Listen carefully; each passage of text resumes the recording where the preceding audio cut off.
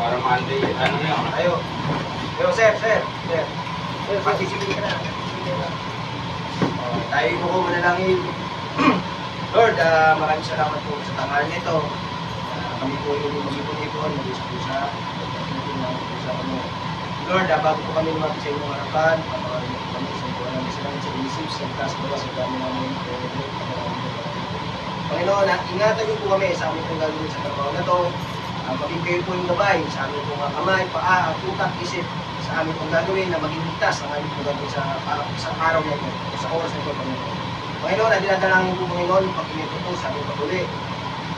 Maging matagumpay ang aming pong gagawin sa umaga, sa hapon ito. Lord, tuloy po Lord, yung mga inuman sa kanan, ingatan niyo po, Panginoon. Kung ano po yung ingat po sa amin, gawin niyo po ingat sa kanila. At binabalik na po namin ang pagpupasalamat sa pangalan ni Jesus. Amen. Amen. Sa tayo, pumunta kayo, relax muna kayo. Ayan. Yun. Before we say,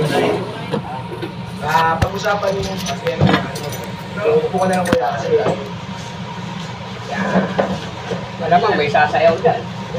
before we safety, pag-usapan muna natin yung regarding sa memo na binigay ni Ma'am Shara. Ngayon, bukas o yung araw na yung toolbox meeting, gagawin nyo ng formalize. Formalize nyo na, kayo na umaga, nagkaroon yata sa toolbox, si Ma'am Shara yung nagbasa ng memo, pero hindi pa namin napasa yun. Sino yung mali?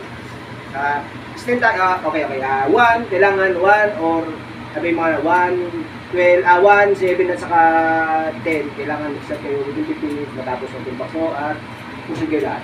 Yun naman talaga dapat, yun naman kahit saan naman, yun naman talaga yung naman eh.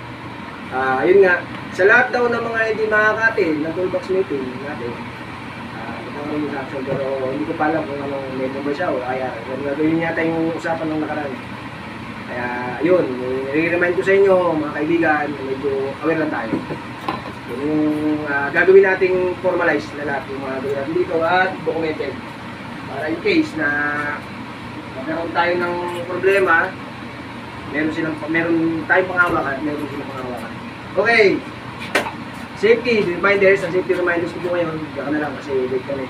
May usap tayo. Usap tayo mamaya. Ayan. Safety reminders ha. Medyo related naman ito sa gagawin nyo. Hoy, bugas! Mali ko na. Ang papasok sa tubang meeting natin is yung proper lifting. Proper lifting, yung tamang pagbubuhat. Okay? Yung tamang pagbubuhat, ang materyales, o may kaya na mabigat yung sa according sa yung malalagay sa trabaho mo.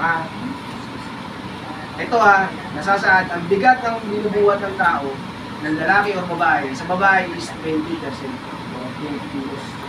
Kaya ang tamang capacity ng buhat ng babae. Sa lalaki is 35% o 30 kilos.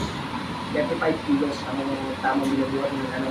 Then, kinukuha yan dito sa binte, pagkuha ng materyales, pangat, sa likod. Huwag yung gagamitin ng spinal cord, baka mabigla mo ng spinal cord natin. Paparalyze ko.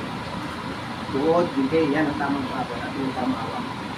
Kaya ako ito tinunbak sa inyo kasi may mga times sa mga kaibigan na nagbuhat yata sa high-rise, pinayas yung katawan niya, nabali yung kanyang braso. Tinunbak sa inyo dito para alam nyo rin, para mag-review. Kasi alam kong magang ang trabaho natin dito, pero ang magang ang trabaho natin yan din tayo. Tama? Kasi naging easy na lang, basic lang yan. Kaya, dyan ang isang nagiging cause ng aksidente, nagiging kampante tayo. Kaya yun, yung nag sa inyo is reminders na. Okay, any question? Question, mga sir, mga ma'am, sir, may question pa ba? Wala na, okay. Meron. Proceed, operation.